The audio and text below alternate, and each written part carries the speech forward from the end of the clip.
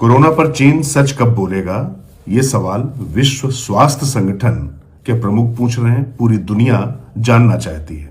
और आखिर ये झूठ बोलकर इतने बड़े संकट में पहले ही वो पूरी दुनिया को डाल चुका है।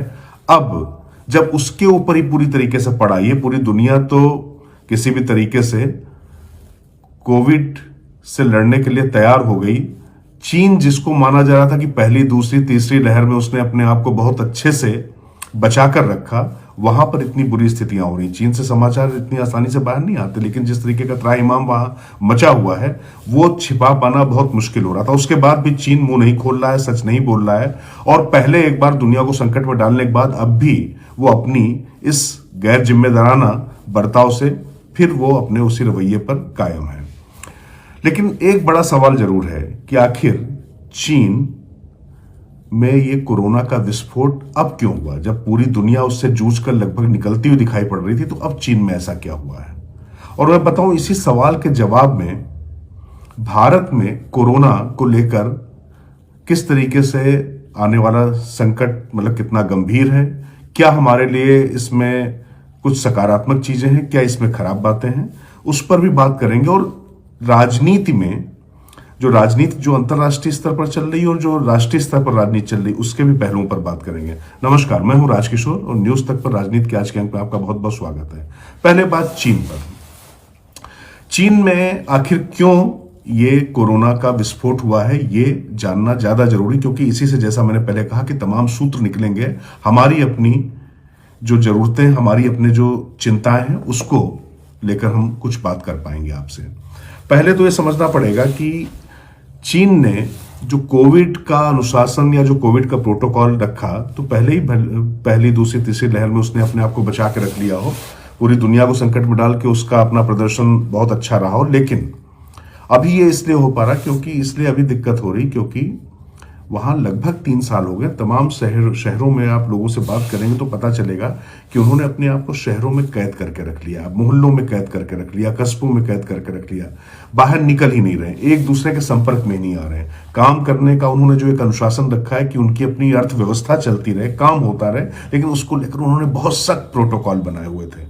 तो एक लिहाज से लोगों को बहुत अच्छा लग रहा था, लेकिन सच्चाई यह है कि जो नेचुरल इम्यूनिटी होती है उसका कोई तोड़ नहीं होता है। और दूसरी सबसे बड़ी बात है कि वैक्सीन हमने बना ली है, हर चीज में सबसे आगे निकलने की जो हवस है चीन की, उसमें उसकी वैक्सीन भी बहुत इफेक्टिव नहीं थी। और उस वैक्सीन को लेकर वहां के लोगों में हेजिटेशन भी बहुत ज्यादा है, हिचक भी बहुत ज्यादा है। इसीलिए चूंकि इम्यूनिटी भी 2 तरीके की है, एक हर्ड इम्यूनिटी और एक हाइब्रिड इम्यूनिटी। हर्ड इम्यूनिटी मतलब भीड़ में रहकर आप किस तरीके से वायरस आपके शरीर में अगर प्रवेश करता है तो आपके शरीर की प्रतिरोधक क्षमता उससे कैसे लड़ पा रही है, ये हर्ड इम्यूनिटी हो गई। और हाइब्रिड इम्यूनिटी जो तमाम वेरिएंट कोविड के आए हैं, जो कोरोना के आए हैं, उनसे आप लड़ने के लिए कितना आपका शरीर तैयार हो चुका है वैक्सीनेशन की वजह से, या जो तमाम वेरिएंट आते गए आपके शरीर के साथ उनका संपर्क होता गया, उसके बाद आपके शरीर में कैसे नेचुरल इम्यूनिटी बनी, इन सब चीजों को कहते हैं हम हाइब्रिड इम्यूनिटी।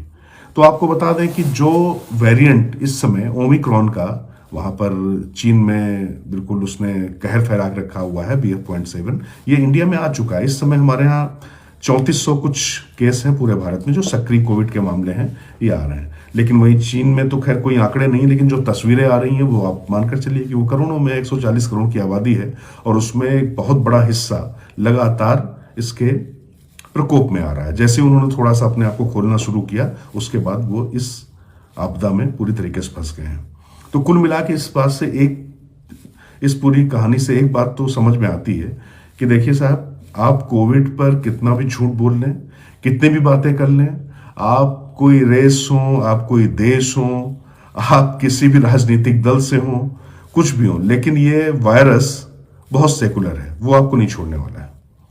आप इसके संपर्क में आएंगे और अगर आपकी तैयारियां पूरी नहीं है तो वो आपको अपनी जद में लेगा और आपको उसका नुकसान उठाना पड़ेगा।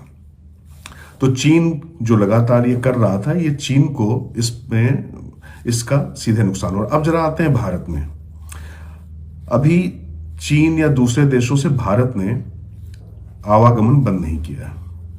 अंतर मतलब जो हवाई आवागमन है इसको लेकर बात चल रही है। लेकिन जो राजनीति है इस समय देश में अपने बिल्कुल चरम पर है। राहुल गांधी की भारत जोड़ो यात्रा के दौरान स्वास्थ्य मंत्री मनसुख मंडाविया का पत्र उनके पास जाता, उसके बाद कांग्रेस किस तरीके से उस पर रिएक्ट करती है। हालांकि कल से उनकी यात्रा बंद होने वाली, 24 तारीख से उनकी यात्रा बंद हो रही है 10 दिन के लिए, उसके बाद फिर 4 तारीख से शुरुआत होगी। लेकिन उसके बाद भी भारत जोड़ो यात्रा से घबरा गए हैं, ऐसा राहुल गांधी और उनके जो तमाम सिपहसालार कह रहे हैं। और वो सवाल उठाते हैं कि आखिर इससे पहले अगर कोविड का खतरा था तो प्रधानमंत्री ने क्यों नॉर्थ ईस्ट में रैली की, क्यों गुजरात में उन्होंने शपथ ग्रहण समारोह इतना बड़ा किया। तो ये सब चीजें वो राजनीतिक जो आरोप प्रत्यारोप चल रहे हैं। लेकिन देखिए एक बात तो समझनी पड़ेगी, ये तेरा कोविड मेरा कोविड राजनीतिक दल खेलते रहते हैं, लेकिन इसमें समस्या क्या होती है। आप याद करिए कि पिछली बार राहुल गांधी ने जब ट्रंप राष्ट्रपति होते थे और जब नमस्ते ट्रंप कार्यक्रम आयोजित किया गया था गुजरात में और उसी तरीके से चुनावी रैलियां हो रही थी, तो राहुल गांधी ने एक लीड ली थी कि हम देखिए हमने तो अपने लोग को तैयार कर लिया लेकिन सरकार तैयार नहीं कर रही है। वैक्सीनेशन को लेकर तमाम सवाल उठाए गए थे कि वैक्सीनेशन की गति धीमी है और उस तरीके से नहीं हो पा रही इस आबादी के लिहाज से। हालांकि वैक्सीनेशन में जिस तरीके से भारत ने रिकॉर्ड बनाया वो अपने आप में एक बड़ी उपलब्धि थी भारत के सामने, और ये किसी भी मतलब राजनीतिक आरोप प्रत्यारोप से अलग ये एक बड़ी उपलब्धि और इसका असर भी दिखाई पड़ रहा है। क्योंकि देखिए भारत में लगभग 90% लोग को डबल डोज तो लग ही चुके हैं वैक्सीन के, और तमाम लोग 25 से 30% बूस्टर डोज भी ले चुके हैं। और ये जो हर्ड और हाइब्रिड इम्यूनिटी की जो मैं बात कर रहा था, अब यहीं पर वो सवाल आता है कि भारत में आखिर ये खतरा कितना है। देखिए आज संसद से संदेश देने की कोशिश की गई दोनों सदनों से, जब वहां पे राज्यसभा के चाहे सभापति हो, चाहे लोकसभा अध्यक्ष हो, प्रधानमंत्री हो या विपक्ष के नेता हो, सब मास्क लगाकर बैठे हुए थे। कुल मिला के पूरे देश को संदेश देने की कोशिश थी कि भाई देखिए ये खतरा सामने आ गया है, तो अब उससे निपटने के लिए आपको तैयार रहने पड़ेंगे। और जगह जगह समीक्षा बैठक हो रही है, केंद्र और राज्य सरकार अपने स्तर पर कर रही है। लेकिन एक अच्छी खबर भारत के लिए हो सकती है इस राजनीति से अलग, क्योंकि एक डॉक्टर हैं, उनका अपना डॉक्टर जो तमाम चिकित्सक जो हैं उनका ऐसा अपना मानना है कि ये जो हाइब्रिड और हर्ड इम्यूनिटी को लेकर जो भारत में ये वेरिएंट आ चुका था और हम एक दूसरे से पहले से संपर्क में थे, तो हमारा शरीर उसके लिए तैयार है। हमारी तैयारियां, और चूंकि हमने यहाँ पर जैसा मैंने कहा कोविड वैक्सीनेशन भी कर रखा है, तो इससे हमारे यहाँ उस तरीके का त्राहिमाम नहीं मचना चाहिए। और ये अंतर्राष्ट्रीय स्तर पर जर्मनी का जो मैंने उदाहरण दिया कि चीन को लेकर वो कितने चिंतित थे, लेकिन भारत को लेकर उन्होंने ऐसी कोई चीज नहीं दिखाई, ऐसी कोई चिंता नहीं दिखाई। उनको पूरा भरोसा है कि उनके लोग यहाँ पर सुरक्षित रहेंगे। तो इसका एक आश्वस्ति का भाव है कि भारत में इस तरीके की चीजें नहीं होने जा रही हैं। तो ये माना जा सकता है, और भारत के भी जो अपने चिकित्सक हैं वो लोग भी यही मान रहे हैं कि इससे बहुत ज्यादा वो नहीं होना। लेकिन जो ये तेरा कोविड और मेरा कोविड को लेकर अब ये जो आरोप प्रत्यारोप शुरू हुए हैं, इसमें कई बार हम लोग तमाम शब्द सुनते हैं जो जिसको बोलते हैं विंडिक्टिव टूरिज्म। पता चला कि लोग लॉकडाउन में घर में इतना हो गए थे तो एकदम से सड़कों पर निकल कर आ गए। अभी अगर आप ये मानकर चल रहे हैं कि आप पूरी तरीके से सुरक्षित हैं, जो बात मैंने बताई है या जो मैंने तो बात बताई क्या, मैंने तो एक बात पहुंचाई है आप तक, क्योंकि मैं कोई विशेषज्ञ नहीं हूं, लेकिन विशेषज्ञों का जो कहना है, लेकिन उन्होंने सावधानी बरतने की सलाह दी है। तो सावधानी जो है हमें और आपको तो बरतनी, लेकिन मुझे लगता है कि राजनीतिक दलों को भी फिलहाल ये जो छोटे मोटे जो राजनीतिक लाभ हैं उसको दरकिनार कर फिलहाल ये जो आगे की चिंता है, क्योंकि देखिए जीवन की गति भी चलती रहे और जिंदगी भी चलती रहे, ये दोनों चीजें बहुत जरूरी हैं। कहीं ऐसा ना हो कि हम बहुत ज्यादा आत्मविश्वास में भर जाएं और राजनीतिक आरोप प्रत्यारोप में, क्योंकि तमाम लोगों को आपने देखा होगा, कोई गोबर में बैठ रहा था, कोई कीचड़ में बैठ रहा था, कोई कह रहा था कि आयुर्वेद का सेवन करते हैं। तो बचाव के तमाम जितने उपाय कर लें, लेकिन जैसे ही आप उसके संपर्क में आते हैं आप उसके शिकार बनते हैं। तो ठीक है कि आपने इम्यूनिटी की बात हो रही है, लेकिन कोविड किस तरीके से रूप लेगा, इसलिए सबको ये संभल कर रहना पड़ेगा। और तेरा कोविड और मेरा कोविड, मुझे लगता है कि राहुल गांधी जब बात वो कर रहे थे केंद्र सरकार पर, कह रहे थे कि वो नहीं मान रहे हैं, और अब जब केंद्र सरकार कह रही है तो भारत जोड़ो यात्रा वैसे भी उनकी 10 दिन के लिए बंद ही होने जा रही है। तो मुझे लगता है कि इस तरीके के जो सार्वजनिक कार्यक्रम है कुछ दिन के लिए थोड़ा सा देखना चाहिए, जिससे देश फिर से एक संकट में ना हो जाए, क्योंकि बड़ी मुश्किल से जीवन गति पकड़ पाया है।